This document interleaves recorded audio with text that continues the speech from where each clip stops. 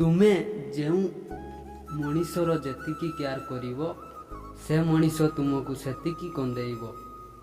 ସମସ୍ତଙ୍କୁ ନିଜର ସମୟ ଦେବା ସମୟର ବେଇଜ୍ଜତ ହୋଇଥାଏ।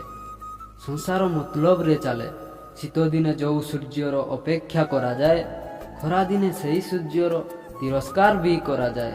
ଜୀବନ ସବୁବେଳେ ନିଜ ହିସାବରେ ବଞ୍ଚ। ଯଦି ଲୋକଙ୍କ ହିସାବରେ ବଞ୍ଚିବ ତେବେ ନା ତାଙ୍କର ହେବ ନା ନିଜର। ସମ୍ପର୍କରେ ଯଦି ଥରେ ଭରସା ଭାଙ୍ଗେ ତେବେ ସମ୍ପର୍କ ତ ରହେ, ହେଲେ ସେ ସମ୍ପର୍କ ନଥାଏ। ଯେଉଁ ବ୍ୟକ୍ତି କାନ୍ଦି କାନ୍ଦି ରାଗରେ ସବୁ କିଛି କହିଦିଏ ସିଏ ସଚ୍ଚା ହୋଇଥାଏ।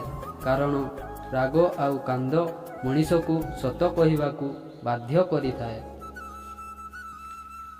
ଲୋକ ନିଜ ଜାଗାରେ ଠିକ୍ ହିଁ ଥାନ୍ତି, କେବଳ ଆମେ ହିଁ ତାଙ୍କୁ ଅଧିକ ଭଲ ଆଉ ନିଜର ଭାବି ନେଉ।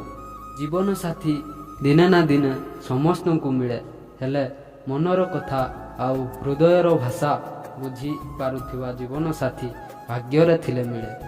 ଯାହାକୁ ତୁମେ କହିବ ସେ ତୁମର ବହୁତ ନିଜର ବୋଲି ସେହି ବ୍ୟକ୍ତି ତୁମଠୁ ଦୂରକୁ ଚାଲିଯିବ।